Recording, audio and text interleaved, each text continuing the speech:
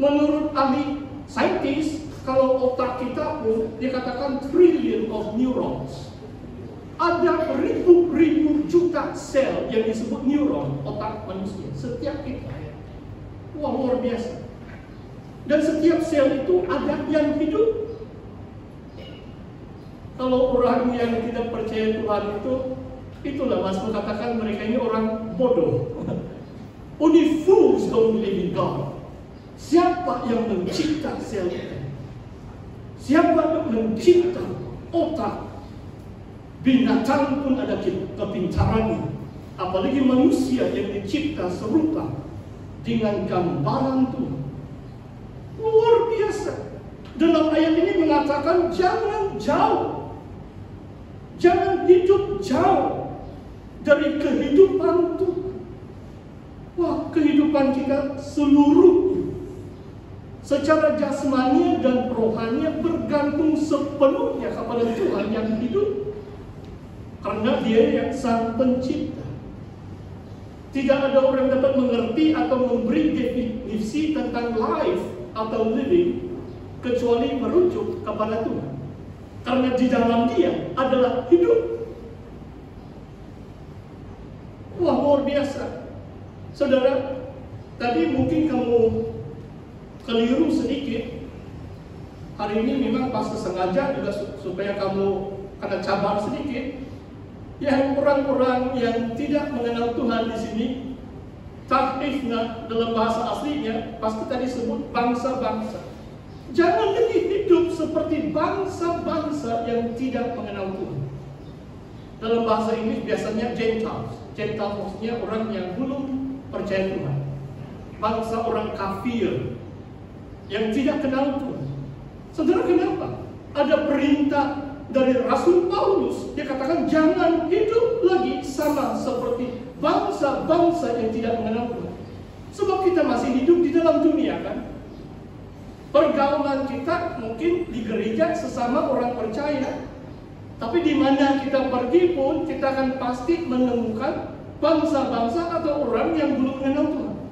Maksudnya, kadang-kadang iblis ada cara yang halus untuk memperdayakan, untuk menipu, untuk menjatuhkan kita dengan perangai sikap kelakuan bangsa-bangsa yang tidak mengenal Tuhan. Itulah sebabnya ada peringatan jangan hidup sama seperti bangsa-bangsa yang tidak mengenal Tuhan dengan pikiran yang sia-sia. Oh, tadi memang kalau konsep ini pikiran yang sia-sia sebab mereka tidak mengenal Tuhan, kan? Jadi priority mereka lain. Tadi saya sebut sebab saya peminat badminton juga. Tidak salah menonton badminton. Tapi kalau jam 3, jam 4 pagi, saya tidak mau sengaja bangun menonton badminton. Kecuali saya sudah berdoa 1 jam baca firman Tuhan. Sebab ada orang yang sanggup bangun jam 3 pagi untuk menonton bola sepak, tetapi berdoa 2 menit dia tidak sanggup. Itulah maksudnya hidup seperti bangsa-bangsa yang tidak mengenal Tuhan. Pikiran yang sia-sia. Mungkin hari ini saya bersuka cita kalau saudara Lee menang. Tetapi besok saya lupa tidak. Di dunia, sukacita pun bersifat sementara. Dan banyak hal yang saya boleh sebut tentang pikiran yang sia-sia, pengertian yang gelap, karena kebodohan yang ada dalam mereka, kedegilan hati mereka. Wah, manusia yang tidak mengenal Tuhan disebut di sini foolish, degil, keras. Perasaan mereka telah tumpul, ayat 19. 2 minggu yang lalu saya berbicara tentang hati nurani yang murni. Orang yang tidak mengenal Tuhan, hati nurani mereka suruh buat baik pun, tidak apa-apa itu. Saya mau enjoy saja itu. Jadi mereka lawan untuk hati nurani. Tidak salah juga itu. Kalau beristrikan 2, cerai lagi 3, istri 4, cerai lagi. Seorang pemberita yang famous, dan bagi saya saya tetap mengasihi orang yang, bila saya komen ini bukan karena saya menghina mereka, tidak. Sebab mereka tidak mengenal Tuhan. Itulah sebab ada orang beri kawin cerai 7-8 kali. Sebab perasaan mereka tumpul. Sedikit salah paham, sedikit ketidakserasian, baik cerai sudah. Mereka tidak mau overcome. Perkawinan bukan semudah. Kalau kita baca kitab Injil, murid-murid tanya kepada Tuhan Yesus, kalau begitu siapa yang boleh bertahan dalam perkawinan? Dan jawaban Yesus sebenarnya adalah bagi mereka yang diberikan kasih karunia, grace, untuk bertahan dalam perkawinan pun itu adalah anugerah yang daripada Tuhan. Tetapi bangsa-bangsa, sebab mereka tidak percaya Tuhan, perasaan mereka tumpul, mereka menyerahkan diri kepada hawa nafsu, mengerjakan dengan serakah segala macam kecemaran. Wah, tidak habis-habis.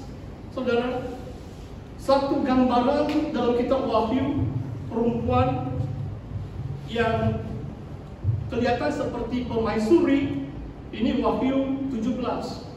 Dia menunggang seekor haiwan yang simboliknya itu Antikristus.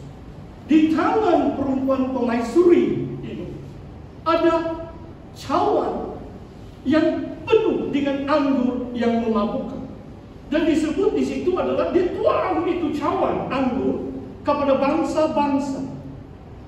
Dan disebut di situ adalah bangsa-bangsa dan raja-raja bercabung dengan wanita. Ini memang secara simbolik, tapi artinya pada akhir zaman. Coba kita pikirkan, cawan anggur percabulan, kecemaran menodai seluruh bangsa-bangsa di dunia. Dan kita perlu hati-hati supaya kita tidak menyerah diri kepada hawa nafsu dan mengejarkan segala serakah, segala macam kecemaran. Saudara, perkataan serakah ini adalah perkataan covetousness atau tanah. Hawa nafsu mungkin keinginan daging, tetapi ketamakan ini pun membawa segala kecemaran. Orang sanggup menggadai jiwa mereka karena 50 ringgit. Sebab mereka tamah. Yohanes Pembaptis mengatakan kepada askar-askar pihak yang memelihara ketenteraman awam waktu itu, kamu content with your wages, berpuas hati dengan gaji atau upah. Cobalah kamu ajar ini kepada bangsa-bangsa. 2.000 tidak cukup, Pak. Jadi kalau saya tidak berkuasa, orang tawarkan saya 200, saya dapat sudah masuk pocket. Boleh bayar Unify internet. Itu pun 130 ringgit. Minyak sudah naik, sedang sikit saya memandu. Tapi itu tidak kalah. Sebab dia baru pangkatnya kopral, mungkin baru 2.000. Semakin tinggi, semakin rakus. Sampai ada pengarah di biliknya, berpuluh juta ringgit disembunyikan. Pak, kalau kamu bagi saya 1 juta ringgit, bersyukurlah itu.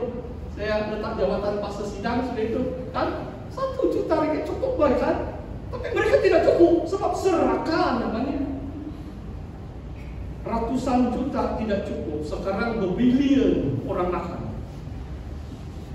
Bilion. Tidak lama lagi mungkin triliun baru mereka kuasai. Inilah bangsa-bangsa yang tidak mengenal Tuhan, yang hidup tanpa persekutuan dengan kehidupan yang ada di dalam Tuhan. Tetapi kamu bukan demikian.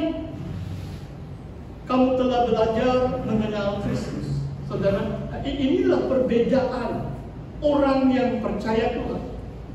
Karena kamu mendengar tentang Dia, menerima pengajaran di dalam Dia menurut kebenaran yang nyata dalam Yesus. The truth that is in Jesus. Saudara, Hari ini ada beberapa perkataan dalam bahagian firman Tuhan ini pun mungkin 6-7 kali perkataan theos. Kalau kasus adalah theon, bergantung kasus dalam bahasa Yunani dia. Di sini biasanya Paulus akan gelar nama Yesus, Yesus Kristus ataupun Kristus. Ini pun 2-3 kali perkataan Kristus.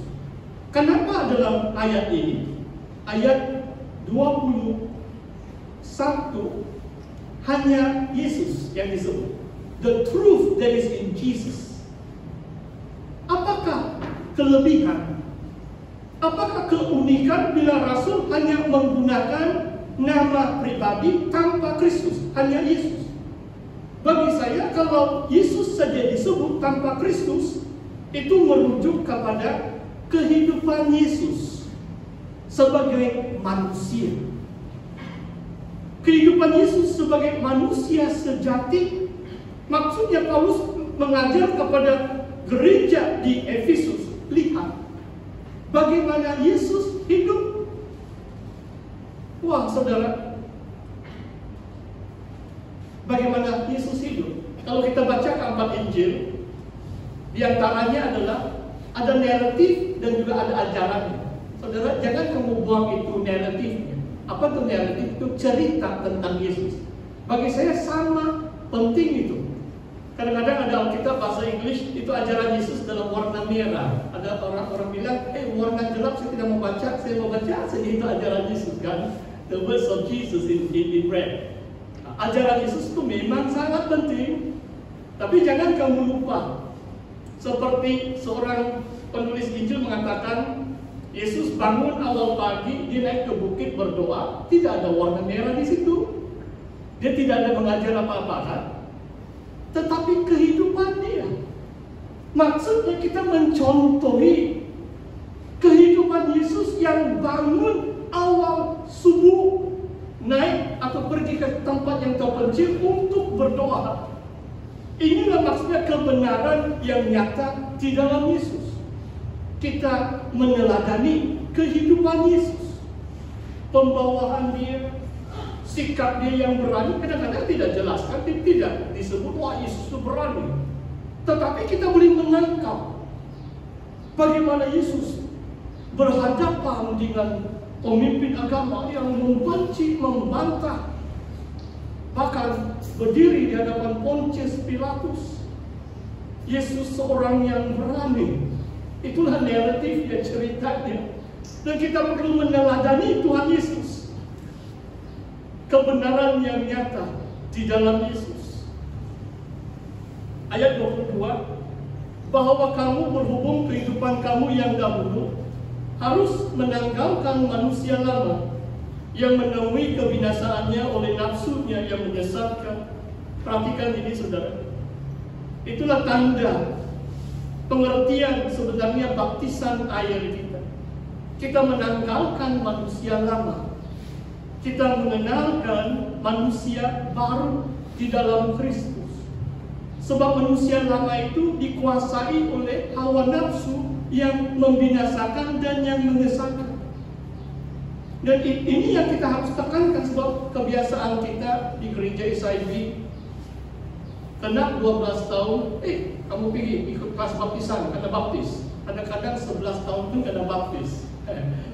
Satu kali saja saya baptis yang seorang yang 10 tahun melanggar sudah peraturan SIB, harap dimaafkan oleh presiden. Kenapa saya baptiskan orang 10 tahun? Sebab saya yakin orang yang baru berusia 10 tahun yang saya baptiskan itu betul-betul orang itu mengenal Tuhan dengan sesungguhnya. Itu kasih karunia Tuhan. Tapi biasanya 12 tahun ini belum pasti mereka mengenal Tuhan. Kadang-kadang disuruh-suruh oleh ibu bapa, baru mereka ikut baptisan. Bila kena